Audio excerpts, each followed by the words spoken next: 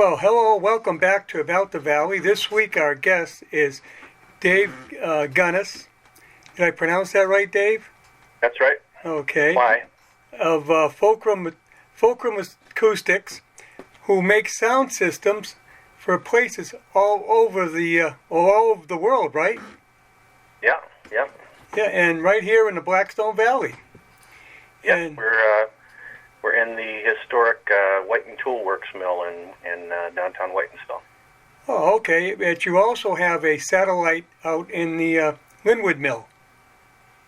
Yep. Right now, our R&D efforts are in the outbuilding of the Linwood mill, but Oh, okay. within a couple of months, we'll be moving that over to the shop also. Oh, all right. How long have you been in the valley? Well, 14 years since we started in February 2008. Well, time flies, doesn't it? It does. And you install these systems all over the country, all over the world.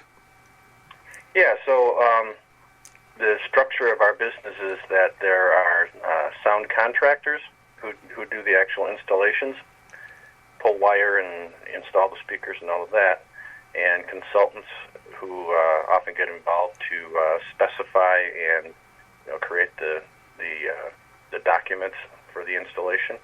And our role is to manufacture the loudspeakers that they install. And quite often we get involved in the individual installations by going out and helping to calibrate them. Oh, okay. So you strictly you build the loudspeakers, not the amplifiers or anything else with Right. the sound. Yeah, we build the loudspeakers. We have a strategic partnership with an amplifier company so that we can put together package deals for people. Ah, But it's the loudspeakers that we build here in Whitensville. The amplifiers are built in Belgium. oh, okay. And of course, the amplifier system is key to your particular speaker system, right? Yeah, we concentrate a lot of our efforts on using digital signal processing techniques to make the speakers work better.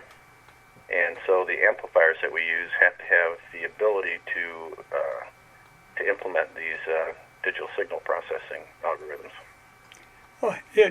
Digital sound is so much clearer and so much better than anything we ever had before with acoustics. Oh yeah. One of the key things is that there are certain sort of trade-offs you have to make in the design of loudspeakers. And in some cases, if you deal with one side of the trade-off with digital signal processing, then you don't have to compromise on the other one. So the overall result is better. That's been kind of that's one of our key focuses is that we make more and better use of the digital signal processing. Ah, yeah. And I know people say, well, we want to go back to vinyl because it's a softer sound, but it does not compare to digital sound. No, it's a whole different thing. I get the vinyl thing. It's got kind of an organic feel to it, but no, there's no way that a mechanical stylus can ever create the accuracy that digital recording can create. Oh, absolutely. And I'm into sound, believe me, because I'm into radio and TV, and I've always been into sound, and I think that digital is definitely much better, much clearer. But where are some of the places you've installed? Well, just in the last month or two, we've done a lot of sports stadium work this year. So 2 weeks ago, I was out at Michigan State doing the Spartan Stadium sound system. And last week I was in New Jersey to do Rutgers' stadium. Oh. We have recently installed a new system. Well, we provided the speakers for the installation at Boston College. Oh. So they just had their first game with the new system on Saturday night. Getting all ready for the football season then. Yep. Yeah, all the football stadium work has to be done in the summer so that it's ready for the fall season. And then baseball stadiums are usually done in February, March. How about some of the theme parks? Have you done any? Have you got your speakers in some of those places? Yeah, well, all of the major theme parks, pretty much, have large numbers of Fulcrum loudspeakers. They all have. I can't talk about the specific things because they all have agreements where you're not allowed to promote using their name. They're well-known theme parks. And right. In some cases, we have thousands of speakers in a single park. And sound system is very important in theme parks because they use them for their rides, and they want to have it as realistic as possible. We do speakers that go on the ride vehicles. We do speakers that are customized so they could be themed into, for instance, there'll be a window on a building, and the speaker is designed to fit into that window without making it look different from the other windows. Basically, that there is no place you can go in the park where you're not getting full range music. So they use a lot of speakers to cover hundreds of acres of theme park. Yes, I know. I've been in theme parks, and the music follows you.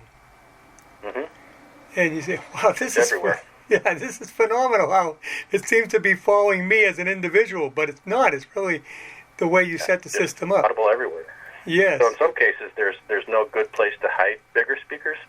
You can always find a tree or something to put a small full range speaker in, but they also want to have consistent subwoofer energy throughout the park. There was one case where we actually designed a custom subwoofer that was designed to be able to be installed in a sewer. Oh. And then the low frequencies come out of the... you can't tell where they're coming from. The right. frequencies come out of the ground.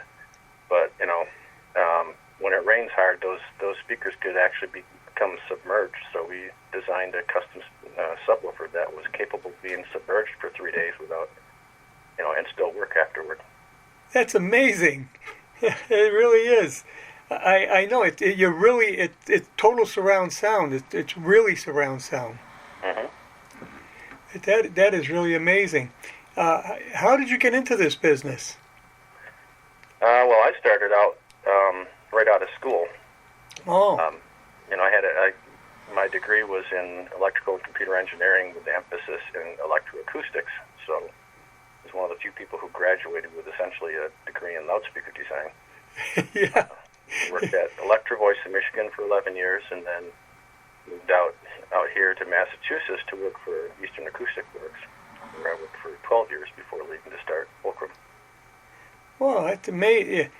We have quite a few speaker companies in Massachusetts, don't we? Yeah, Massachusetts is kind of a hub of especially consumer loudspeakers. We don't make anything that a listener could go buy at a local store or anything. Everything we build is installed by contractors or sold directly to bands and sound companies.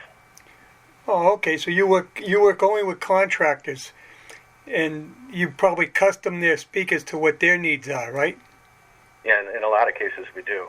Of course, it's faster and cheaper if they don't need them customized. So that's probably 80%. But I bet something like 20% of the speakers we make are customized. Yeah, unless you consider weatherproof speakers, some people consider custom.